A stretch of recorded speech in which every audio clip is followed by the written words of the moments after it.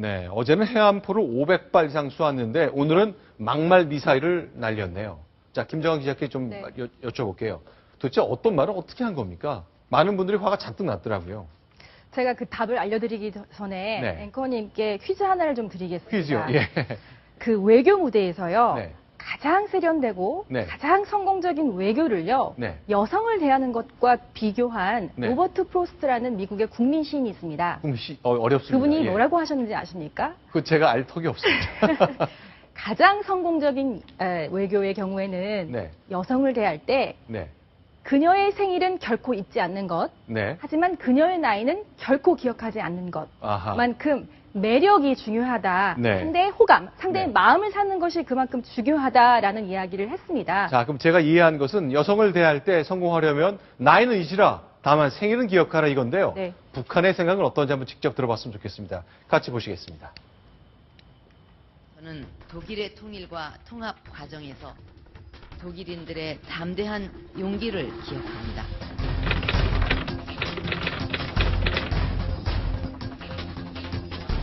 경제난 속에 부모를 잃은 아이들은 거리에 방치되어 있었고 추위 속에서 배고픔을 견뎌내고 있었습니다.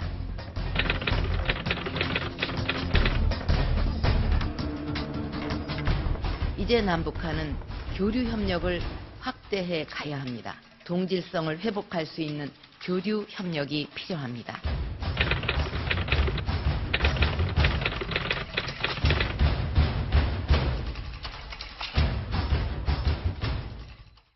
여러분 어떠십니까? 개거품, 악담질, 도대체 이럴 수 있는 겁니까? 자, 오늘 아침 노동신문 보도 한번 봤으면 좋겠습니다. 자, 오늘 아침에 노동신문이 나왔고 어제 밤중에 북한이 보통 이런 보도를 오밤중에 하는 경우가 많은데 어제 밤에 조선중앙통신이 보도를 했는데 이런 대목을 담고 있습니다. 좀 소개를 해 주시죠. 네, 조선중앙통신 북한의 대표적인 매체인데요. 네. 박근혜 대통령에 대해서 제 집안에서나 조잘되며 횡설수설하는 아낙네 수준에서 벗어나지 못하고 있다. 또 동족 간의 비방 중상 중지를 떠들던 그 입으로 네. 우리를 악랄하게 헐뜯으면서 횡설수설했다. 여기에 또 다른 이야기도 했습니다. 네. 괴벽스러운 노처녀라는 아주 저급한 표현까지 썼어요. 자, 괴벽한 노처녀다. 네. 이런 말까지 했는데 이제 뭐 옛날 노무현 대통령 표현을 쓰자면 정말 막가자는 것 같은 느낌이 드는데요. 예. 자, 박근혜 대통령이 지난주 금요일 날 독일에서 3대 제안을 내놓았습니다. 남북 교류 협력 사무소도 설치하면서 같이 한번 근본적인 관계 개선을 위해서 해보자. 과거보다 좀 물러섰거든요. 양보한 느낌을 좀 받았는데 관심 없다. 그 뜻이겠죠?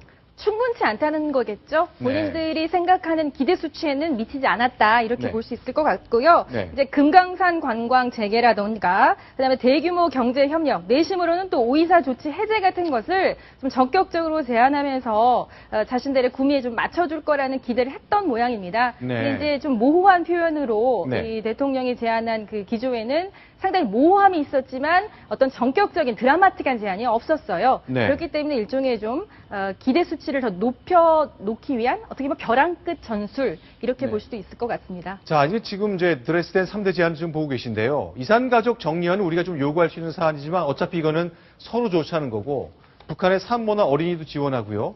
북한 민생을 위한 인프라 갖추는데 우리가 도움을 주겠다.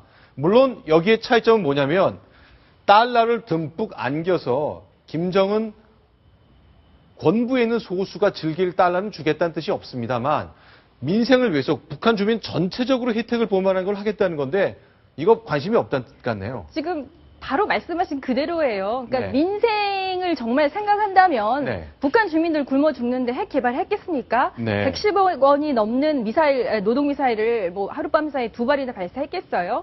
그러니까 네. 그들이 생각하는 어떤 자신들의 3대 세습체들을 유지하는 데 필요한 그런 자금을 마련하는 데는 이 제안이 충족하지 못했던 거죠.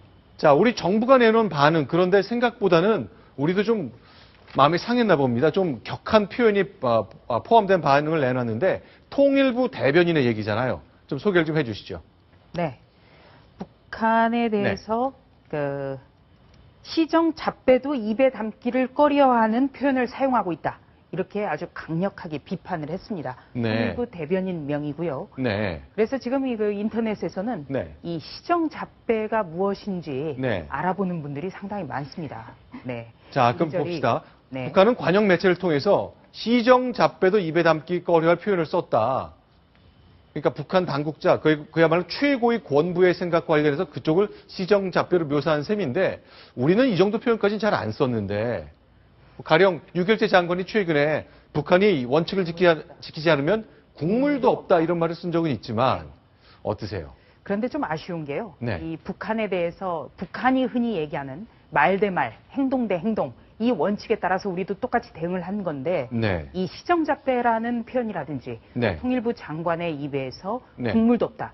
이거는 조금 수준이 좀 낮기 때문에 네. 어떤 북한을 자극하는 것을 최대한 자제하고 이번 드레스덴 선언의 어떤 네. 의미를 알리면서 네. 북한의 동참을 최대한 요청하고 또 국제사회에서 우리가 이렇게 노력을 하는데도 네. 북한이 이렇게 저급하게 반발한다. 네. 이런 점을 알리는데 주안점을 둬야겠습니다. 근데 저거는 이제 북한도 의식했겠지만 네. 통일부 입장에서 청와대도 의식했던 것 같아요. 강하게 대응해야만 네.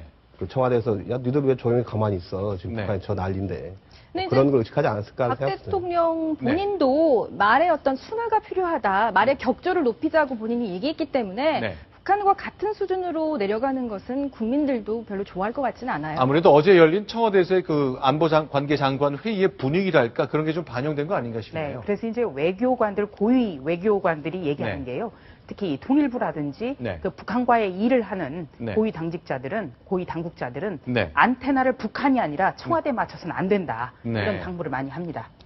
알겠습니다. 이제 북한이 우리가 기대했던 것은 박근혜 대통령의 독일 제안 이후에 과연 어떤 평가를 내놓을까였는데 핵실험하겠다고 얘기하고 어제는 해안 포를 발사하지 않나 어제 밤부터는 드레스덴 제안을 무시해야 하는 내용을 내놨습니다. 당분간 경색될 수밖에 없고 우리가 좀 공을 들여서 준비했던 대통령의 제안 일단 북한은 평가절하하는 상황 확인할 수 있었습니다.